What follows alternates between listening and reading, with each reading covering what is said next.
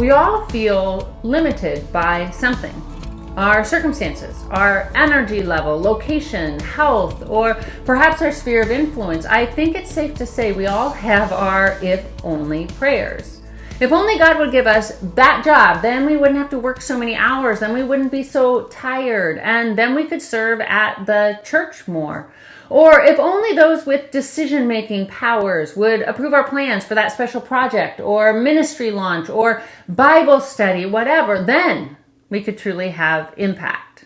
Hi, I'm Jennifer Slattery, an iBelieve writer. I also host Life Audio's Thriving with Chronic Illness podcast, and my life is much different now, battling fibromyalgia, than it was, say, 10 years ago when, frankly, I felt nearly invincible.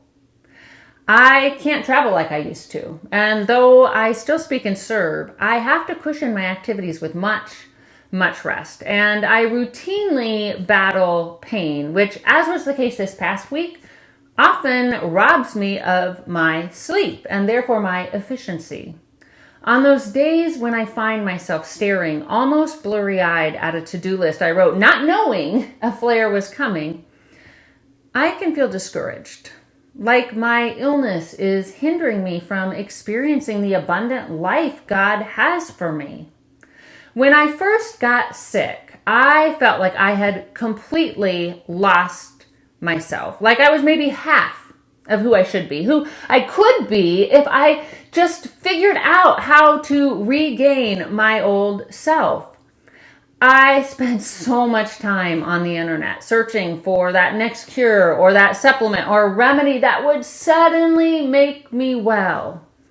I haven't found that, though I spent hours upon hours and thousands, literally thousands of dollars searching for it. And while I still pray for healing and would love to experience that this side of heaven, I've learned to make peace with where I'm at.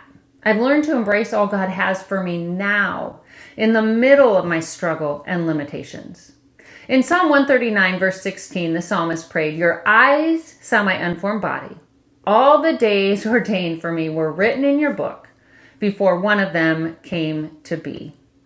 God formed his plans for me before I took my first breath and received my first diagnosis. My situation and current limitations, they don't surprise him. He knew precisely what my 2020 would look like. And even in this, he has plans for me. And his plans are good. So good, because he is good. This means I can do all he's called me to do. I can be all he's called me to be in this season.